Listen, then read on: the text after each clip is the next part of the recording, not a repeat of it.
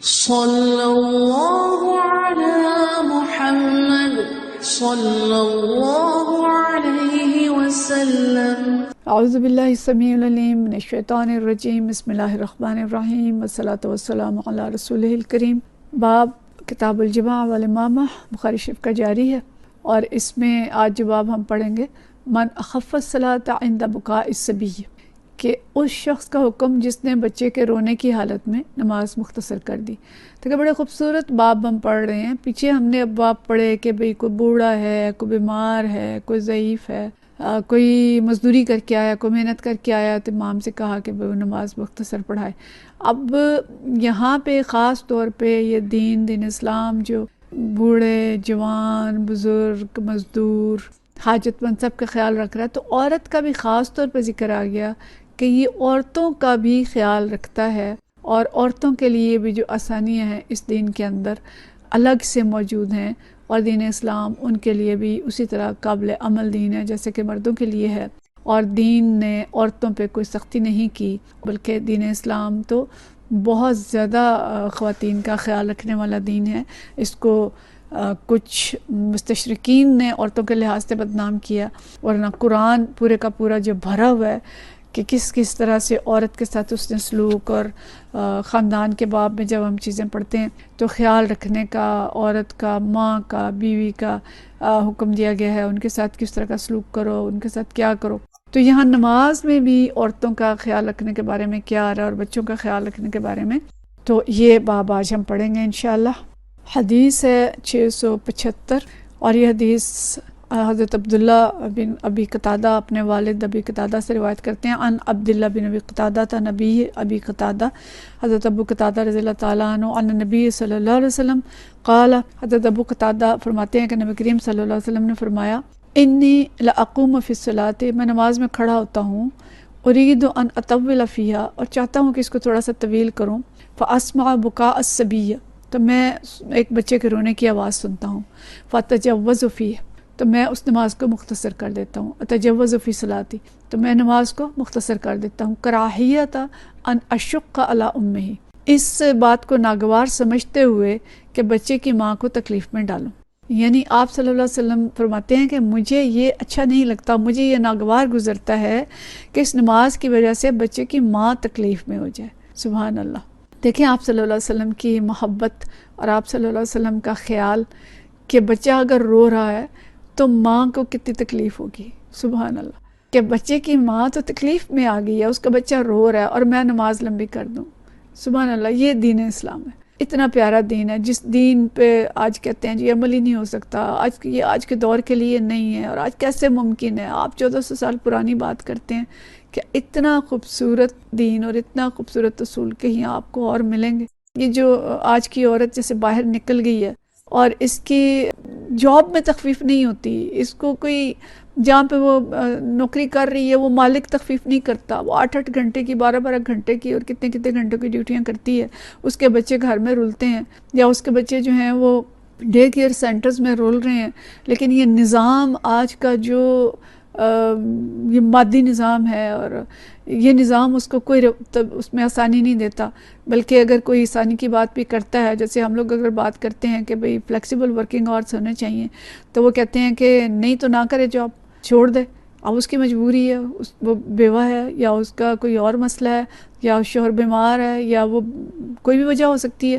تو لیکن یہ جو نظام ہے سرمایہ دارانہ نظام، اس کو نچوڑ لیتا ہے لیکن اس کو گنجائش نہیں دیتا۔ اور یہاں دیکھیں کہ پیارے نبی صلی اللہ علیہ وسلم کے الفاظ، اور اگلی حدیث میں بھی آپ دیکھیں گے کہ کتنے خوبصورت الفاظ ہیں کہ آپ فرماتے ہیں کہ کراہیت ان اشق علی امہ، کہ مجھے یہ بات بہت ناگوار ہوتی ہے کہ اس کی ماں کو میں تکلیف میں ڈالوں، میں نماز لمبی کر دوں اور ماں کو تکلیف ہو۔ تو ماں کی تکلیف کی وجہ سے آپ صلی اللہ علیہ وسلم نماز مختصر کر دیتے ہیں۔ اگلی یہی حدیث ہے، الفاظ کا تھوڑا فرق ہے، سنیے گا کہ یہ حدیث حضرت انس بن مالک رضی اللہ تعالیٰ عنہ سے ہے، 676 حدیث ہے۔ ان انس بن مالک یقول، حضرت انس بن مالک فرماتے ہیں، ما صلیت وراء امام قط، کہ میں نے کسی امام کے پیچھے ہرگز ایسی نماز نہیں پڑھی، اخف صلاۃ ولا اتم، کہ جو نماز مختصر بھی ہو اور مکمل بھی ہو، من النبی صلی اللہ علیہ وسلم، کہ نبی کریم صلی اللہ علیہ وسلم کے علاوہ میں نے کسی اور کی نماز ایسی نہیں دیکھی کہ جو مختصر بھی ہو اور مکمل بھی ہو۔ وَإِن كَانَ يَسْمَعُ بُكَاءَ الصَّبِيِّ، کہ جب آپ صلی اللہ علیہ وسلم کسی بچے کے رونے کی آواز سنتے، فَيُخَفِّفُ، تو نماز کو مختصر کر دیتے، مخافتا ان تفتن امہ، فیخفف مخافتا ان تفتن امہ، تو نماز جو آپ صلی اللہ علیہ وسلم مختصر کر دیتے تھے اس خوف سے کہ اس کی ماں آزمائش میں مبتلا نہ ہو جائے، اور پیچھے کیا الفاظ تھے کہ ماں کو تکلیف نہ ہو، کہ ماں پریشان نہ ہو، ٹھیک ہے، اور اس کی ماں پہ تکلیف ہوگی، اور یہاں فرمایا کہ ماں فتنے میں پڑ جائے گی، کہ ماں اب کیا کرے، نماز پوری کرے، بچے کو اٹھائے، تو آپ صلی اللہ علیہ وسلم جو ہے نماز کو مختصر کر دیتے تھے۔ اور یہاں جو بات پیچھے باب ہم نے پڑھا تھا کہ نماز مختصر بھی اور مکمل بھی، یعنی قومہ، جلسہ، رکوع، ہر چیز مکمل ہوتی تھی، لیکن صرف امام جو قرات تھی اس کو مختصر کر دیتے تھے۔ تو یہاں جو فرمایا کہ فتنے میں مبتلا نہ ہو جائے، اگلی حدیث میں دیکھیں الفاظ تھوڑے اور فرق ہیں، یہ 677 حدیث ہے، اور یہ حدیث جو بھی حضرت انس بن مالک رضی اللہ تعالیٰ عنہ سے ہے، فرماتے ہیں ان النبی صلی اللہ علیہ وسلم، کہ نبی صلی اللہ علیہ وسلم قال، آپ صلی اللہ علیہ وسلم نے فرمایا، انی لا ادخل فی الصلاۃ، میں نماز میں داخل ہوتا ہوں یا میں نماز شروع کرتا ہوں، وانا ارید اطالتها، چاہتا ہوں کہ اس کو کچھ طویل کروں، فاسمع بکاء الصبی، پھر میرے کان میں کسی بچے کے رونے کی آواز آتی ہے، فاتجوز فی صلاتی، میں اپنی نماز کو مختصر کر دیتا ہوں، مما عالم من شدت وجد امہ من بکائہ، کہ میں اس کی ماں کو غیر معمولی طور پر پریشانی لاحق ہونے کے خیال سے، اس کا بچہ رو رہا ہے اور اس کو شدت وجد، کہ اس کو بہت تکلیف ہوگی، بہت پریشان ہوگی اس کے رونے سے، تو میں نماز مختصر کر دیتا ہوں۔ تو دیکھیں ہر جگہ الفاظ جو ہیں نبی کریم صلی اللہ علیہ وسلم نے مختلف استعمال کیے، لیکن ماں کی مختلف کیفیات کا اظہار کیا۔ اگلی بھی حدیث اسی نوعیت کی ہے، یہ 678 ہے، اور حضرت انس بن مالک رضی اللہ تعالیٰ عنہ سے ہی روایت ہے، انس بن مالک رضی اللہ تعالیٰ عنہ ان نبی صلی اللہ علیہ وسلم قال، کہ نبی کریم صلی اللہ علیہ وسلم نے فرمایا، انی لا ادخل فی الصلاۃ، میں نماز میں داخل ہوتا ہوں، نماز شروع کرتا ہوں، فارید اطالتها، اور چاہتا ہوں کہ اس کو لمبا کروں، فاسمع بکاء الصبی، پھر میں ایک بچے کے رونے کی آواز سنتا ہوں، فاتجوز، تو میں اس کو مختصر کر دیتا ہوں، مما عالم من شدت وجد امہ من بکائہ، کہ میں یہ جانتا ہوں کہ اس کے رونے کی وجہ سے اس کی ماں کو شدید رنج اور فکر لاحق ہوتا ہے۔ تو 4 حدیث ہم نے پڑھی، نبی کریم صلی اللہ علیہ وسلم نے مختلف الفاظ استعمال کیے اور ماں کی مختلف کیفیات کا اظہار کیا۔ ایک جگہ فرمایا کہ ماں کو بہت مشقت ہوگی، اس کو تکلیف ہوگی، اور دوسری جگہ آپ صلی اللہ علیہ وسلم نے فرمایا کہ وہ فتنے میں مبتلا ہوگی، اس کے لیے آزمائش ہوگی کہ وہ نماز پڑھے یا بچے کو دیکھے، اور تیسری جگہ آپ نے فرمایا کہ اس کو بہت غیر معمولی طور پر پریشانی لاحق ہوگی اپنے بچے کے رونے کی آواز سن کے۔ یہ 2 حدیث میں شدت اس کی پریشانی کو جو تھی اس کا ذکر کیا۔ تو یہ دین اسلام ہے جو بوڑھے اور مریض اور ضرورت مند، یعنی کوئی بھی ضرورت مند کسی بھی نوعیت کا، اور ایک ماں اور اس کے ساتھ ساتھ ایک بچہ، یعنی بچہ کی بھی فکر ہے کہ بچہ رو رہا ہے تو ظاہر ہے وہ بھی تکلیف میں ہے۔ تو دین اسلام عبادات میں بھی اپنے ہر یعنی فرد کا، مختلف طرح کے افراد کا